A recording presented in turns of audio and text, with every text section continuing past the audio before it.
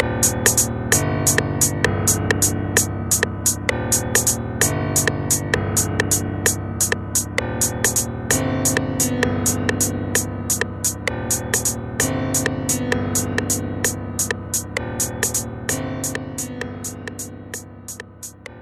day, everyone, and welcome to the Deep End.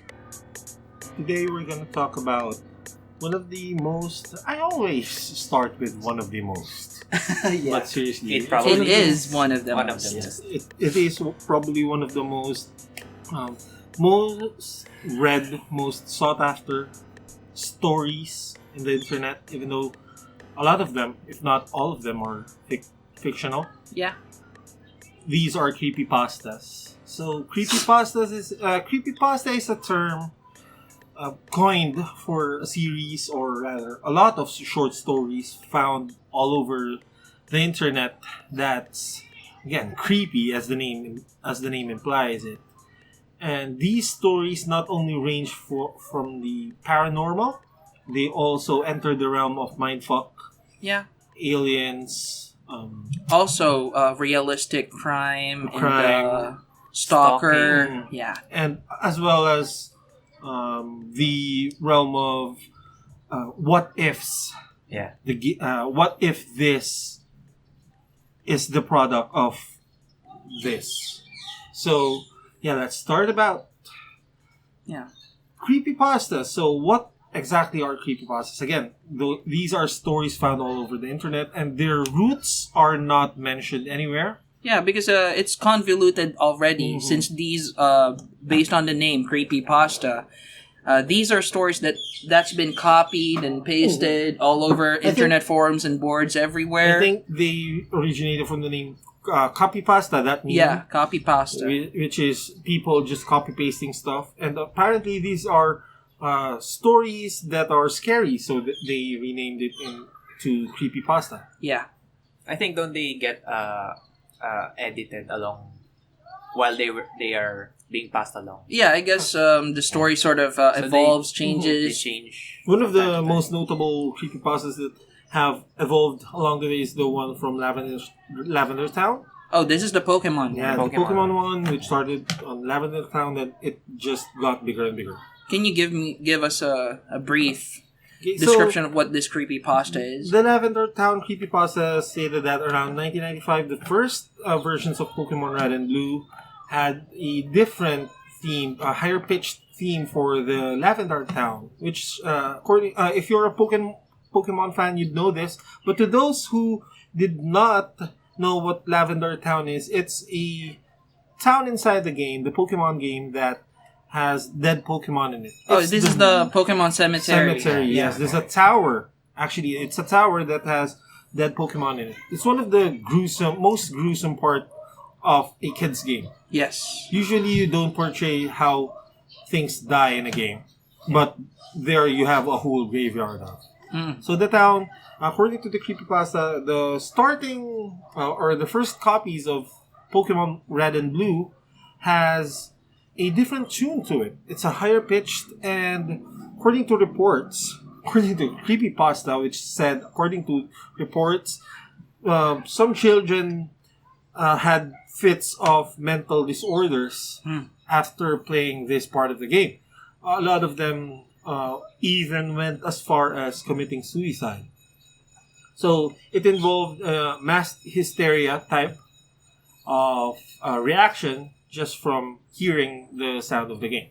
So this creepypasta also told us that it concluded with people or the Nintendo getting the new or the released versions of the game, took them out of the shelves and from the hands of the owners, and replaced them with the newer, much more softer version of the Lavender Town music. And this story actually evolved.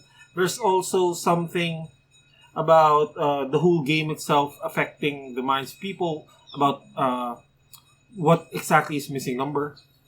And also about, they also put a spin on one of the developers having suicidal tendencies and stuff. Yeah, and he's the one who actually put the theme there, yeah, based on the very famous and immortal creepypasta called the Gloomy Sunday. Gloomy Sunday. Sunday. That's one of the oldest creepypastas out there. There Gloomy you go. Sunday. Also, there's also there in Pokemon another spin-off, which is the Pokemon Black. Oh, the Black Edition. Yeah, the Black Edition, which is weird because they actually made the Pokemon Black and White. Yes. So it got debunked out. But the Yeah, real Black. The creepypasta predates the Black and White the Black Edition. and White edition. So that's that. I think they made it the Black and White just to ride on that creepypasta thing. we don't know. Okay, so again, these stories, as I've mentioned before, there's the Gloomy Sunday creepypasta, which a story that got passed around the internet so many times that it made the song famous. Yes, it's basically about this song that induces suicidal tendencies to Just whoever because- who listens to it because of the sadness that they'd feel after listening to it. Because apparently, according to the creepypasta, the writer of the song was or killed himself after finishing After writing the song. finishing composing this Yes. song, yeah. This is worse than the Smiths songs. Right? Yeah, and it's so interesting to note because after I read that creepypasta, I searched for the song back in using LimeWire. LimeWire. Yeah, I heard about this creepypasta when I was in third year high school. That was around 2004, and I didn't feel anything about when I heard the song. I know it's sad as fuck, but Well, you're still alive. I'm still alive and doing a podcast right now. So yeah, apparently it's Guess it true. doesn't work. The thing is, to you listeners who have not read or listened to any of these creepypastas before, because these creepypastas are, some of these creepypastas are actually available in YouTube in audio format. You can listen to them. Some of you may not be aware of these creepypastas, and it may all sound stupid and silly to you. But the way these stories are written, it's as if they're legitimately personal experiences, like people truly experiencing these things, and people talking or interviewing other people who've experienced the sort of things that are happening in these creepypastas. There's this air of truth or legitimacy to it. You know, the way it's written, even though it's fiction, even though it's fictional, Or is is it fictional? or is And it? what truly affects me in terms of the number of creepypastas written, what truly affects me is those creepypastas that are written shortly.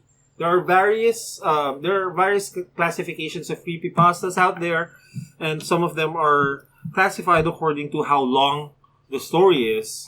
And there's a category called very short. Very short. Yes, it's very short, mostly composed of only one paragraph. Sometimes If not- even one or two sentences. Yes. And these are the ones that creep me out the most because these yeah. are the abrupt.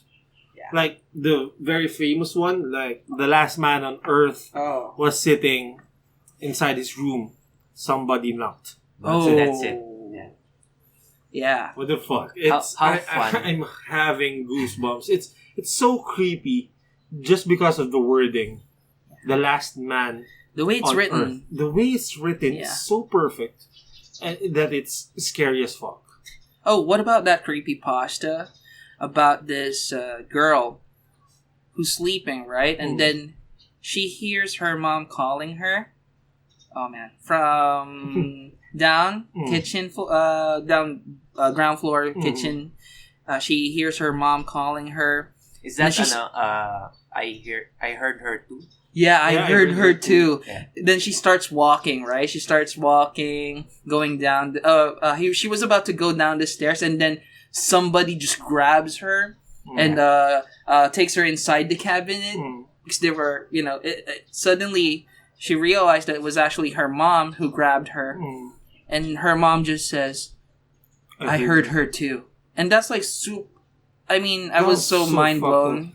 And Yeah. the feeling inside that creepypasta, while it was I heard her too, Yeah. But how can you be sure that the one who grabbed the girl is the real is one? the real one? But the assumption is that's the real one, Mhm. and they're both afraid of their for their lives. And Mhm. someone who sounds exactly Mhm. like your mom is actually down in the kitchen calling out to you, and that's creepy. Mhm. That's That creepy that as fuck. alone is creepy. But you're putting another twist to this. I'm sorry for those. And it's turning into a super creepy pasta. And there's also, I think there's something similar to that, where there's, it's in the mom's perspective who called the daughter. Yeah. Then, the mom suddenly went to, I think it goes like, no, it's like this. The daughter calls her dad. Dad, there's something under my bed. Yeah. So the dad, have you? I know this one. Yeah, the go dad ahead, please. said, no, seriously. So okay, let me just check. Then after the dad checks underneath, the dad sees her daughter and His daughter, and the daughter said that there's someone who looks exactly like me Yeah. on top of my bed. Yeah. Like, Dad, there's someone on top of my bed. Yeah, And then... she looks Oh my exactly God. like me. Like, what the fuck? And then it ends there. Like, the these dad are the goes. stories. The dad goes like super crisis. like, oh shit. They Need really to look go like to her the daughter. church. You know how these stories are so simple, so relatable. Mhm. I think it plays on the success of these. You know how Asian horror stories are, Mhm. turning something normal into something that's Weird. horrific. Mhm.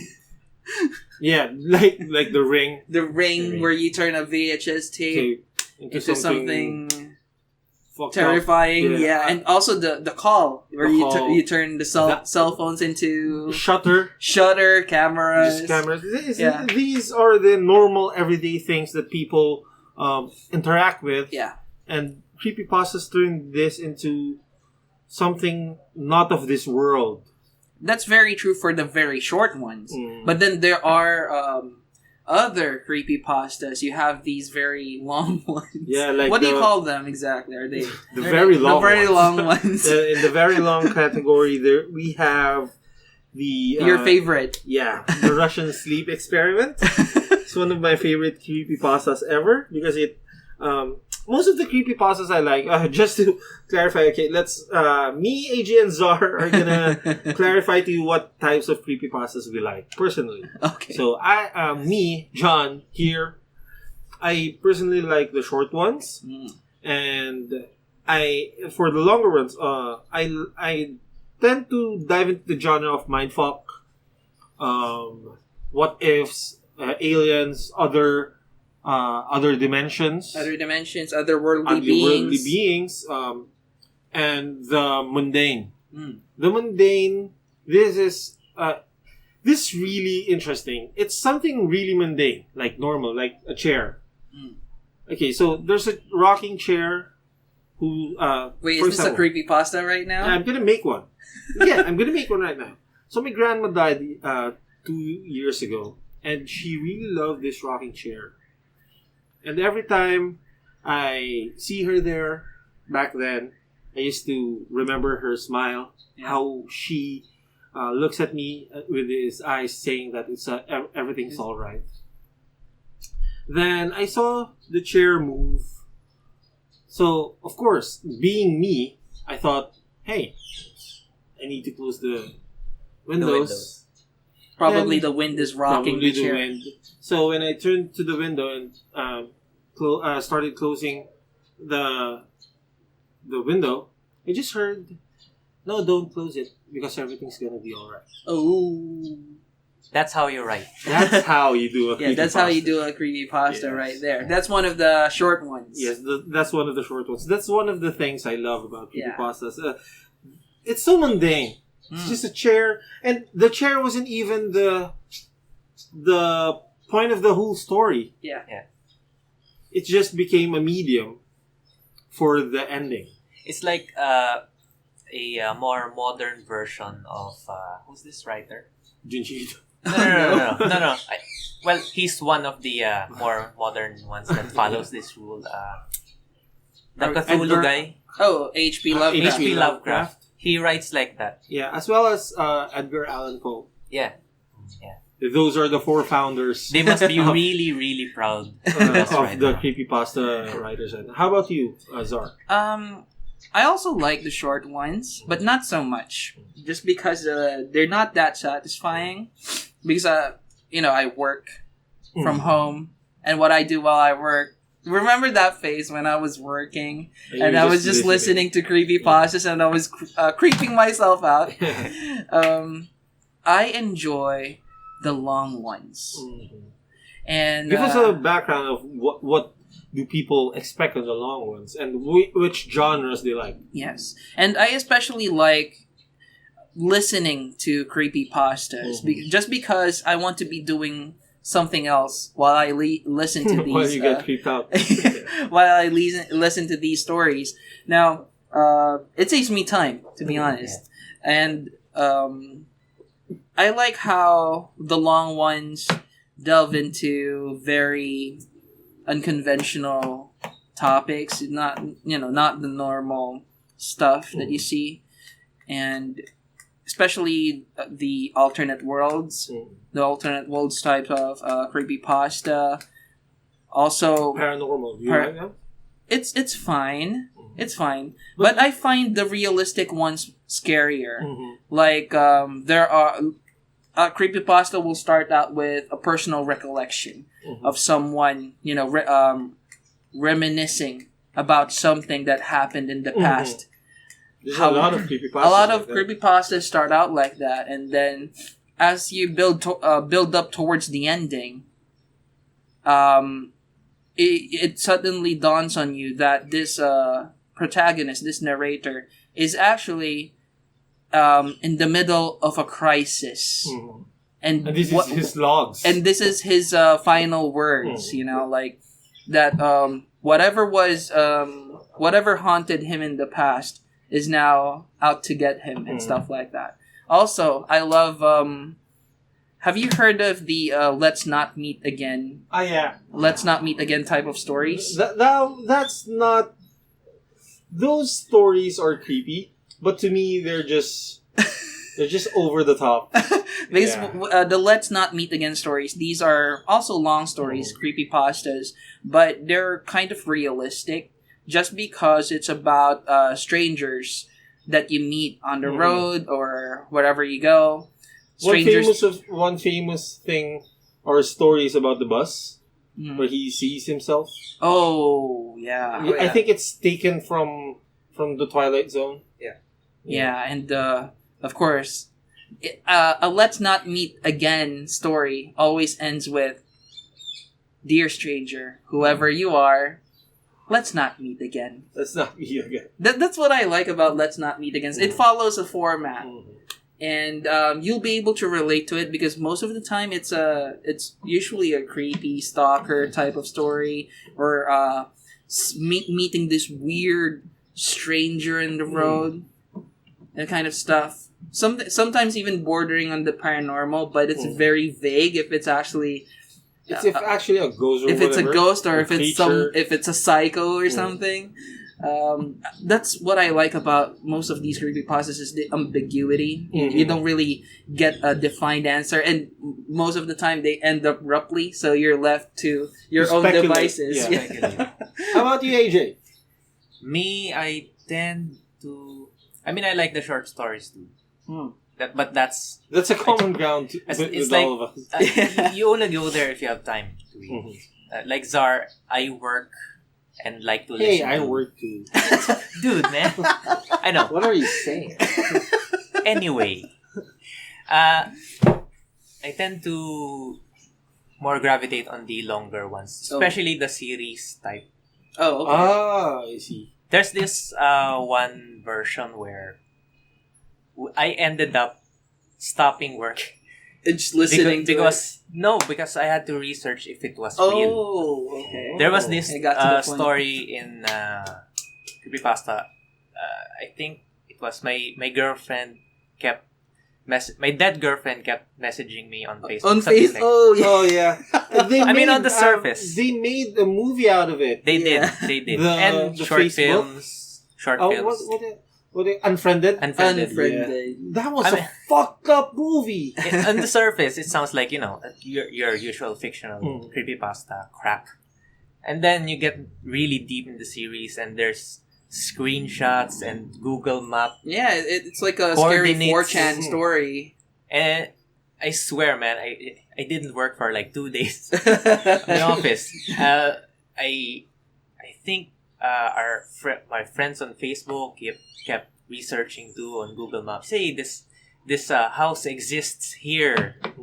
Okay, who lives there? And I love those types of creepypastas because you don't know if it's real. Also, so the ones real. that trigger on reality. Yeah. That's the thing on creepypastas. They often trigger into reality, and that's what makes them interesting. Because you research on them, you might think they're real, but some people it's just a creepypasta. But then again, why are there coordinates on this place? On this? Harking back on our previous episode, which is the deep web episode, I mentioned deep web creepypastas in there, and this is that type of story wherein sort of kind of sounds real, and it sort of sometimes triggers this obsession in you to research and understand, find out if it's real or not, One creepypasta that I came across is this. Remember the theory you really like about existentialism? Everything is programmed. Oh yeah. Have you read that creepypasta? It's about this guy.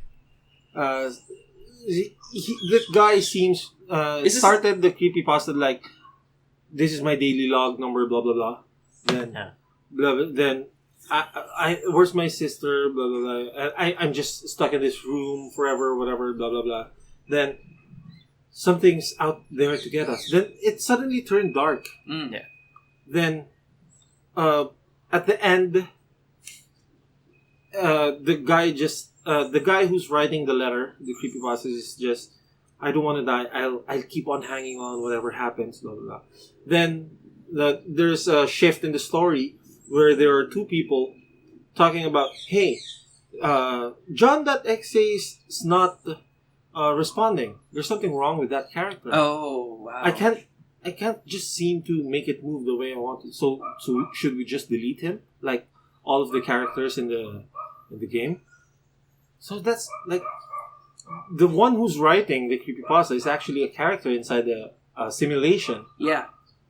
And that really interested me because I also researched upon that creepypasta, and I came across that theory of yours. Yeah. In which everything is programmed. Yes. So basically, I'm gonna link a video of that on the description. It's about this. String theory, right? It's basically this field of study where they try to figure out the origin of the universe. Yeah.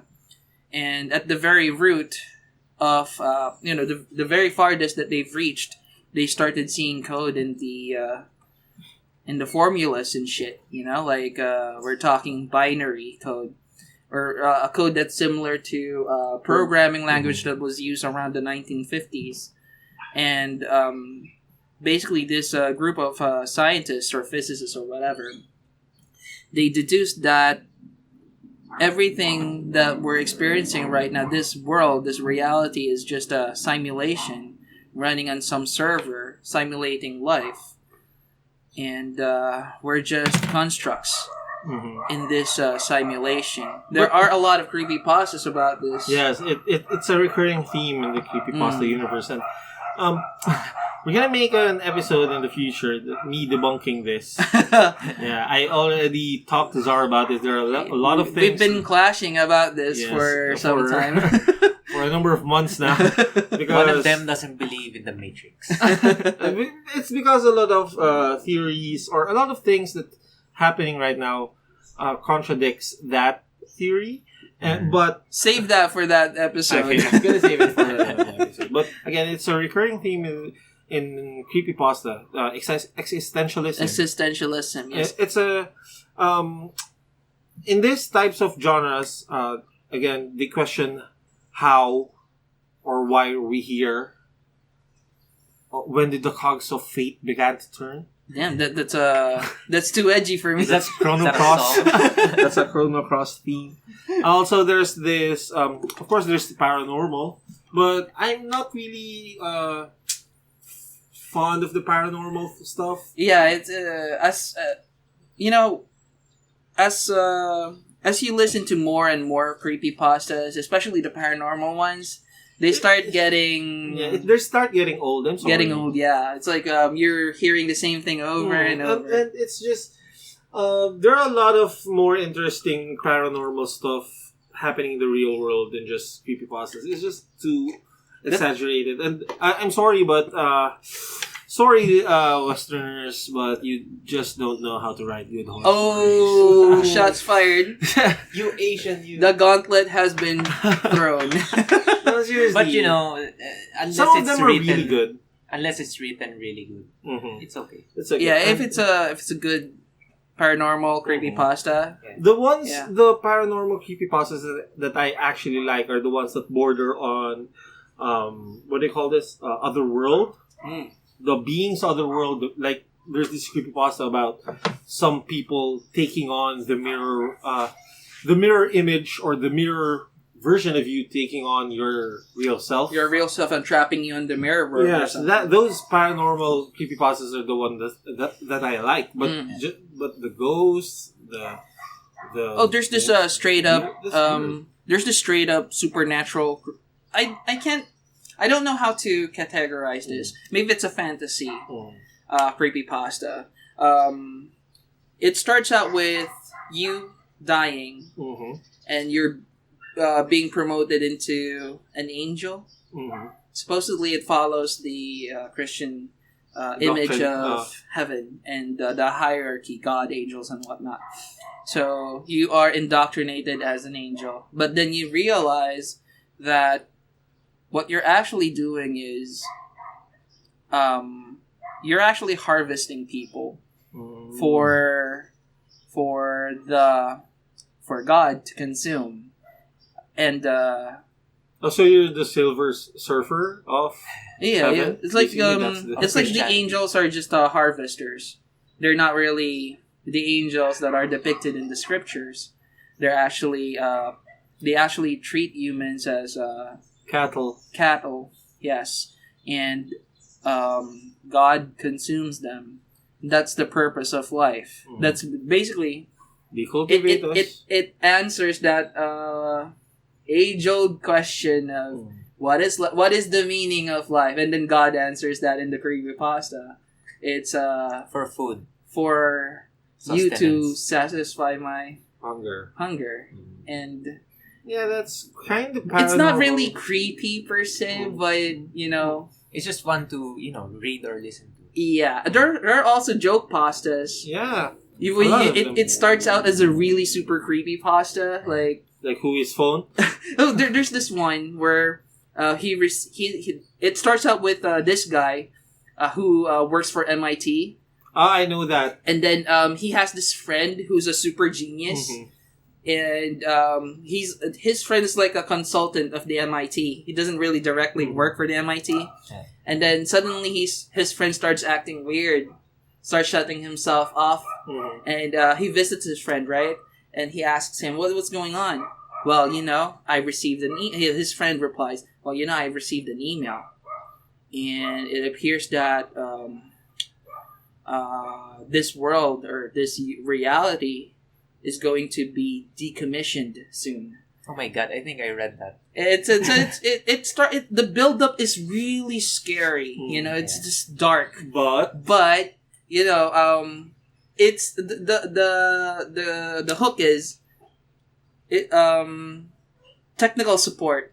The reality technical support team who handles our reality sent out an email to one of the sort of maybe AI handlers in this universe, but it got misrouted to this genius, and the message is, we're going to delete this soon.